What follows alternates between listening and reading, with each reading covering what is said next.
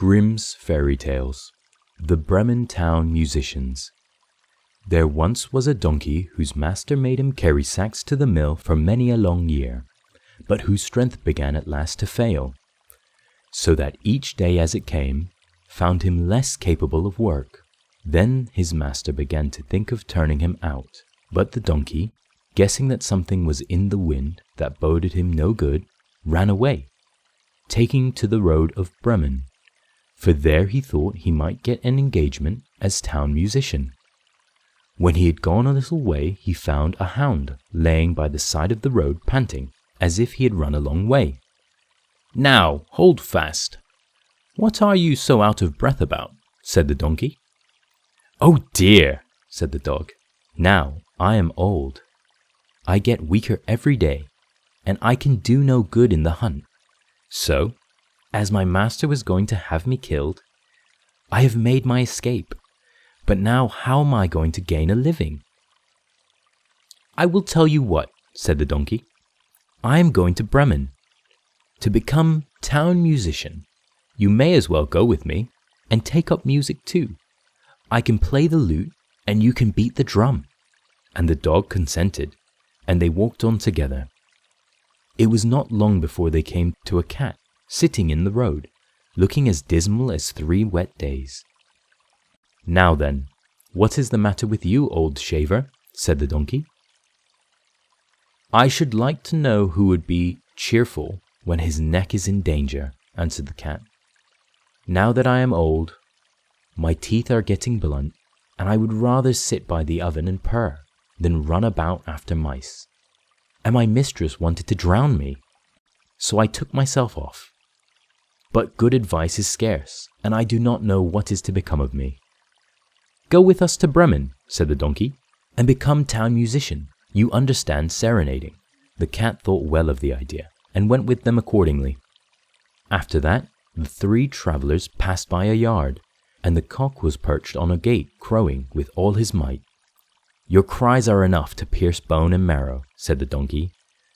"What is the matter? I have foretold good weather for Lady Day, so that all the shirts may be washed and dried. And now on Sunday morning company is coming, and the mistress has told the cook that I must be made into soup. And this evening my neck is to be wrung, so that I am crowing with all my might while I can." "You had much better go with us, Chanticleer," said the donkey. "We are going to Bremen. At any rate, that will be better than dying. You have a powerful voice, and when we're all performing together, it will have a very good effect." So the cock consented, and they went on all 4 together. But Bremen was so far off to be reached in one day, and towards evening they came to a wood, where they determined to pass the night. The donkey and the dog lay down under a large tree. The cat got up among the branches, and the cock flew up to the top, as that was the safest place for him. Before he went to sleep, he looked all around him to the 4 points of the compass, and perceived in the distance a little light shining, and he called out to his companions that there must be a house not too far off, as he could see a light. So the donkey said, "We had better get up and go there, for these are not uncomfortable quarters."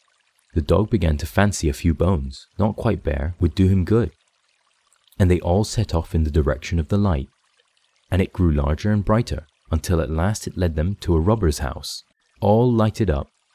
The donkey, being the biggest, went up to the window and looked in. "Well, what do you see?" asked the dog. "What do I see?" answered the donkey. "Here is a table set out with splendid eatables and drinkables, and robbers sitting at it, making themselves very comfortable." "That would just suit us," said the cock. "Yes, indeed, I wish we were there," said the donkey. Then they consulted together how it should be managed so as to get the robbers out of the house, and at last they hit on a plan. The donkey was to place his 4 feet on the windowsill, the dog was to get on the donkey's back, the cat on top of the dog, and lastly the cock was to fly up and perch on the cat's head. When that was done, at a given signal, they all began to perform their music. The donkey brayed, the dog barked, the cat mewed, and the cock crowed. Then they burst through the room, breaking all the panes of glass. The robbers fled at the dreadful sound. They thought it was some goblin, and fled to the woods in utmost terror.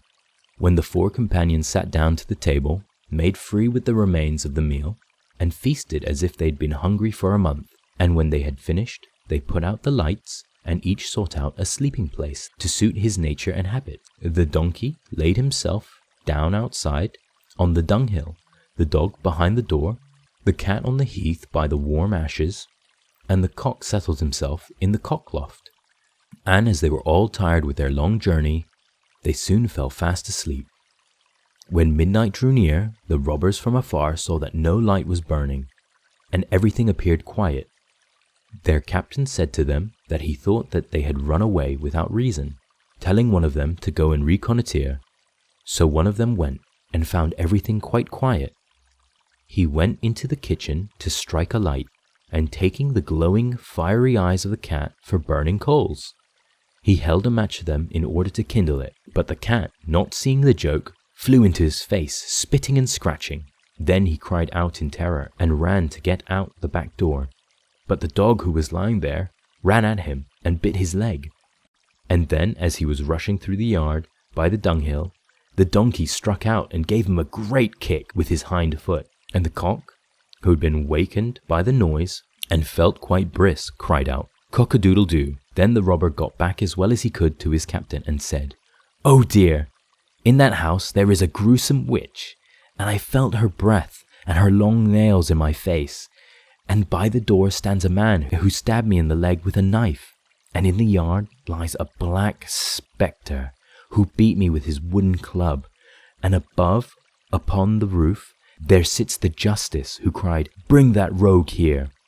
And so I ran away from the place as fast as I could." From that time forward, the robbers never ventured to that house, and the 4 Bremen town musicians found themselves so well off where they were that there they stayed, and the person who last related this tale is still living, as you see. The end.